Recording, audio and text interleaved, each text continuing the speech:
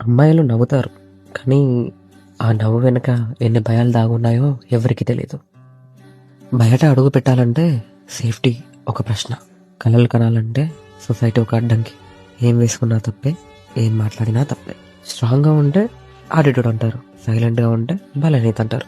మహాభారతంలో ద్రౌపది సభలో నిలబడి అడిగింది ఒకే ఒక ప్రశ్న. నా హక్కేంటి? అదే యుద్ధానికి కారణమైంది. అప్పుడే తెలిసింది స్త్రీ సహనం బలహీనత కాదు. ఆమె గౌరవాన్ని తాకితే చరిత్రే మారిపోతుంది. ఆమె పడుతుంది కానీ మళ్ళీ లేస్తుంది. తన గౌరవం కోసం నిలబడుతుంది. ఇది అమ్మాయిల పోరాటం కాదు, ఇది వాళ్ళ హక్కు. Girls don't want permission, they want respect. చివరిగా ఒక్క మాట, అబద్ధాలు ఆడితే ఆడపిల్ల పుడుతుందంటారు. కానీ అబద్ధాలు ఆడితే కాదు, అదృష్టం చేసుకుంటే ఆడపిల్ల పుడుతుంది. ఆడపిల్లలు తలుచుకుంటే మహాభారతమే మళ్ళీ రాయగలరు.